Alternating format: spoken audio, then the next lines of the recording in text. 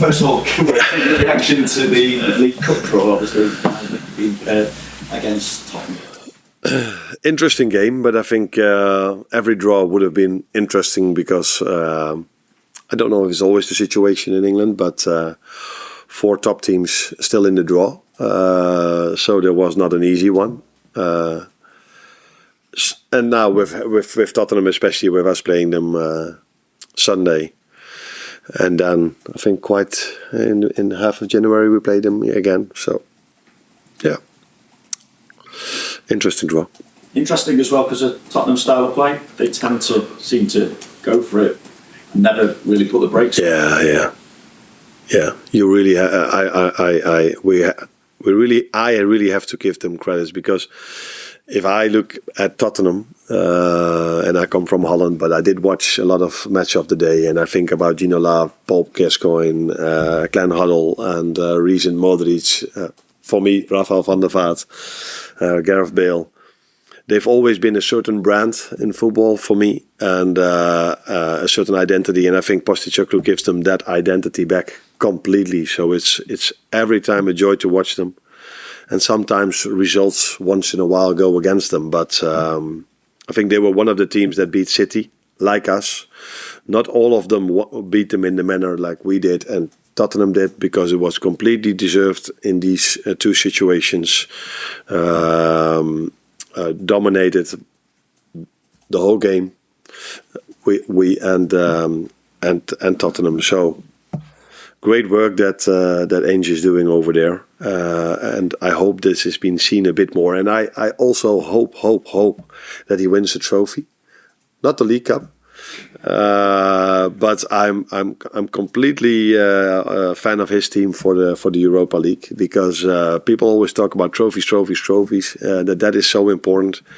Now, for me, his brand of football, his style of football is so much more important. And if he can combine that with winning something, that would be so good for football in general, because then people can start to stop talking about it as too attacking or whatever. How on earth can you play too attacking football?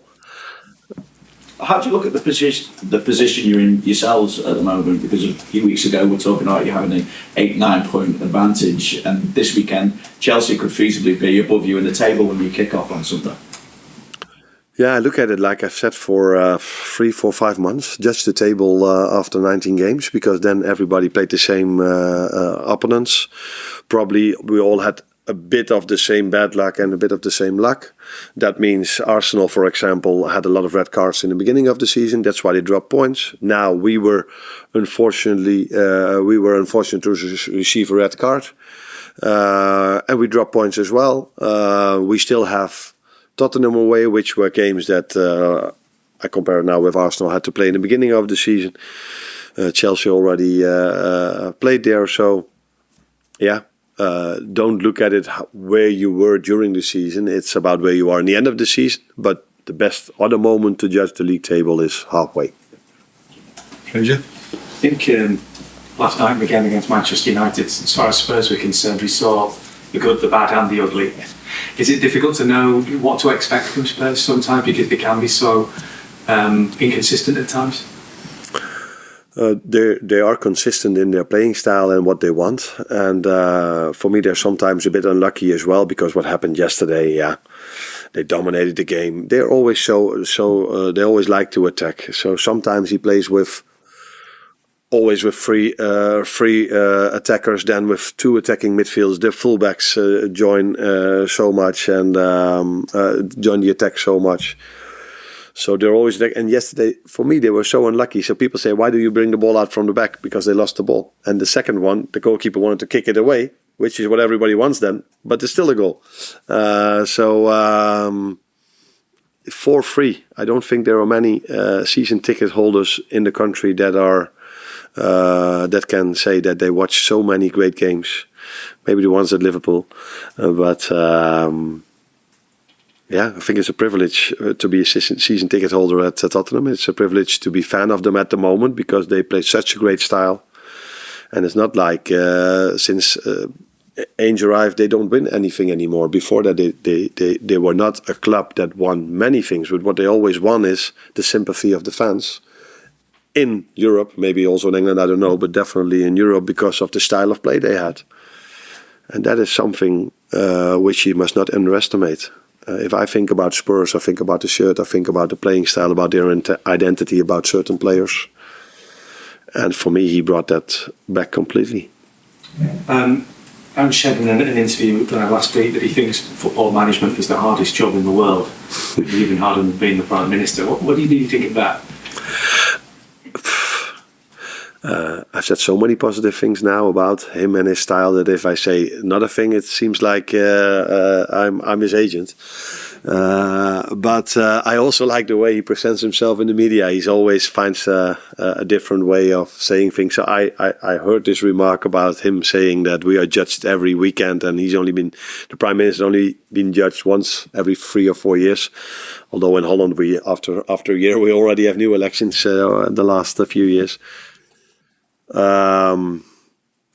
I think it's right that people talk more about the decisions managers make than the decisions a prime minister make. That is definitely true. But it's also true that the decisions the prime minister have to make are a bit more important than the ones we have to make. At a busy time of the year, how good is it to have somebody like Harvey Elliott now back fit and playing and being able to play in slightly different roles as well within a game? How much of a boost is that for you at the moment? Every time a player comes back from an injury or a player is available is a boost for us, for the team, because it has shown now many times already that we need every player. You saw this in the Fulham game, so you're talking now about the Southampton game. I'm talking about the Fulham game, the way Jogo came in, the way Harvey came in, the impact they had, Darwin with an assist as well.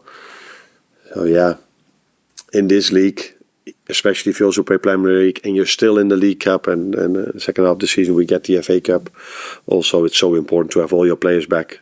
And Harvey is one of them. And similarly, Chiesa, more minutes for him now. Is he getting stronger now, closer to where you want him to be? Yeah, he definitely is. Because you see him on the pitch now. It means he's getting stronger and he's getting better. He had to adapt for quite a long time. I've said so many times, as expected, if you miss team training sessions for so long, and then you go to a league where the intensity is so high as well, and to a team that plays with a lot of intensity. But he is getting stronger, but he's also facing a lot of competition in the right wing position. And you've got some young players as well, like McConnell and Tyler Morton, who again are going to, at this time of the year when you're playing a lot of games, could be very useful for you. Yeah. I think that's what made our game against Southampton for this club special, because we've seen that most of the clubs that were in the quarterfinal played with their starters. Only a few played with players that don't always play. Now, if you then look at United, that was a team that didn't play their starters. There were still players that were in the team that cost them 100 million.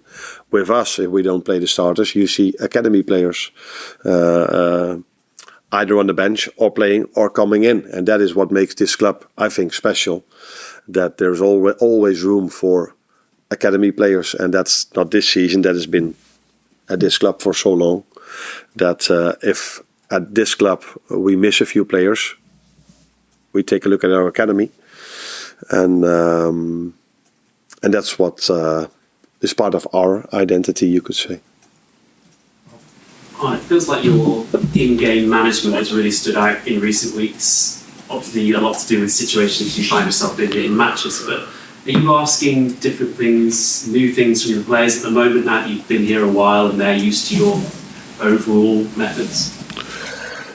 I don't think new things. I think it's constantly getting them aware of the same things and coming back to this every time. So sometimes you have a lot of attention for our attacking play, final third play or build up, and then you feel like we have to work on our defense again, and then after 3 or 4 weeks you feel like now it's time to talk about build up or a final third again. So it's just getting the message across as much as we can, because it's normal, not only with the football players but with my children as well. If you don't tell them a few things regularly enough, they tend to forget these things,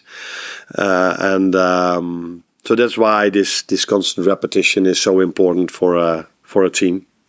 So I don't think we do a lot of new things. Maybe small details once, because football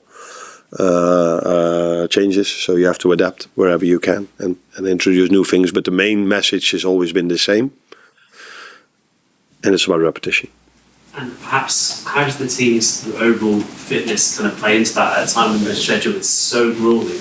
You're getting so much out of players often in extremely demanding situations, say whether it's down to 10 men or different circumstances in addition to anything like that.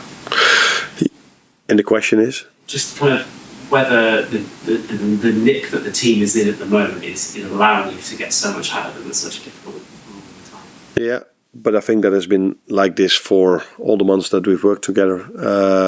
We've put a lot of effort in pre-season, although many of them were not there. We also made the choice to give them, in my opinion, quite a lot of days off. Maybe that's not the opinion of the players, but they had quite a lot of days off. And I still feel that we find the benefits of that at this moment, because I know in Holland some clubs only gave them 7 or 8 days off, and a few of these players got injured or as they say themselves, are very tired at the moment. Good thing for them as they have a winter break now. But so I think we and again I have to make compliments for the performance staff, because I fully trust them on that part, have managed that really well till now. But still a long way to go. A lot of games to be played. But if I'm correct, I think it's only 2 players in red at the moment. That means only 2 injuries left, and of course a few of them are coming back from injuries. But I think we only missed 2 players on the training ground today, which is a positive thing. Carl? In an interview this week, Trent spoke about wanting to build a legacy.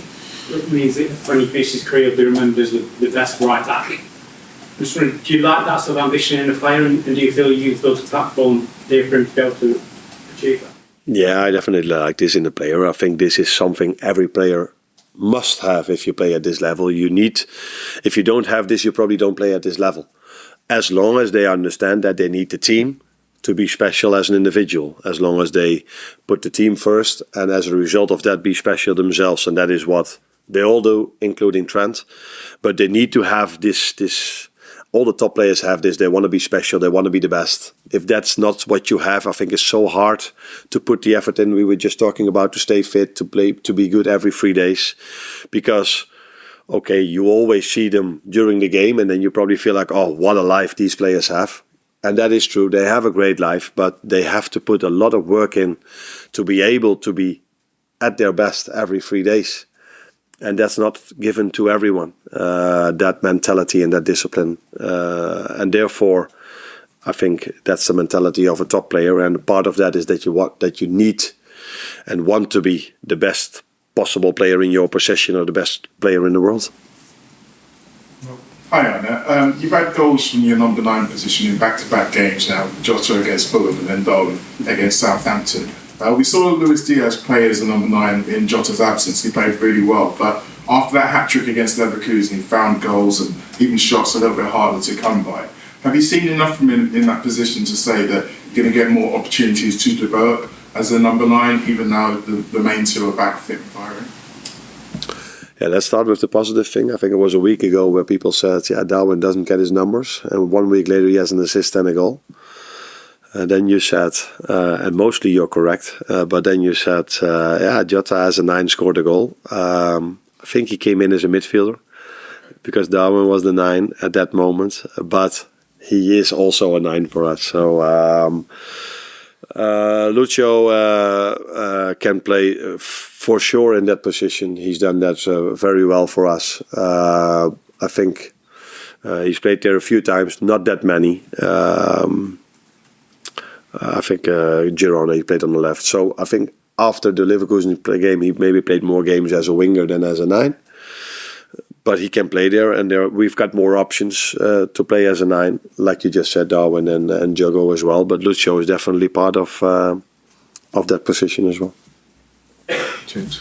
Arne, with all the talk recently on the pressure and scrutiny that managers are under, are you someone that's able to switch off when you're outside of this place? And if so, what is it you do? It is true that in certain situations there's a lot of scrutiny, and the other word was? pressure, yeah, but it's once in a while. It's also a nice job to have. So it's not only negative. I experienced this job in the last 4 or 5 months, and I know we've won a lot, as actually only positive. So I cannot tell you. Of course, there's pressure, but I haven't felt scrutiny. Maybe there was some scrutiny after the which was the one, Nottingham Forest game. But you don't always. That doesn't always come to you. If you lose a few more, then you start to feel there might be some negative emotions as well. So it's not only negative for me, especially 2024. I only look back at it as only as positive. But yeah, it's true that because of the room is quite filled over here as well, and there are probably now many people at home giving their opinions as well on social media. It is true that people have a lot of opinion about us, but sometimes that's also positive. It's not only negative. Just check, where are Konate and Bradley? These are the two that are still in red, so they don't train with us at the moment, but they are on their way back, but they don't train with the team yet. What do you think is realistic? That is what I've said before, quite difficult, because I thought that Jota would have been back a bit earlier already, and sometimes the end stage of rehab takes a bit longer. Sometimes they join and then they are like, I'm not completely ready to start yet. So let's wait and see. But yeah, we have a very good rehab personnel over here, and they've done some good work already with Allison and a few others. And the main thing is, if they come back, that they are ready to come back, and we must not focus on 1, 2 or 3 days. It's more important for the long term that they stay fit afterwards, and this is what till now they've done really well, and hopefully with Connor and Ibu the same thing happens. Final question for David. Not so much problem with Southampton, but maybe in the last couple of Premier League games, maybe kind of slow start. Is that something you're concerned about, something you've spoken to the players about before? Yeah, interesting. Because my feeling was the same. So I thought I always watch the game back, but when I watched our game back against Fulham, I felt the same. It's a bit of a slow start. It doesn't help that many of our home games, one of our players gets a knock, and there's a treatment for 1.5 minutes, and then there's a rule in this country that the player then has to be out for half a minute or 45 seconds. I don't know exactly how long it is. That doesn't help to build the momentum, because against City and against Madrid, I think we had quite a good start. But when I didn't look back at the Fulham game, first 10 minutes were really good. We were 2 or 3 times threatening them. Unfortunately for us, the linesman 2 times raised his flag. That wasn't offside. Talking about momentum, it's not a big thing, but it doesn't help to create momentum. We had a shot from Curtis Jones where we picked the ball where we should have had a corner, which the referee gave a goal kick. So I think we started quite well.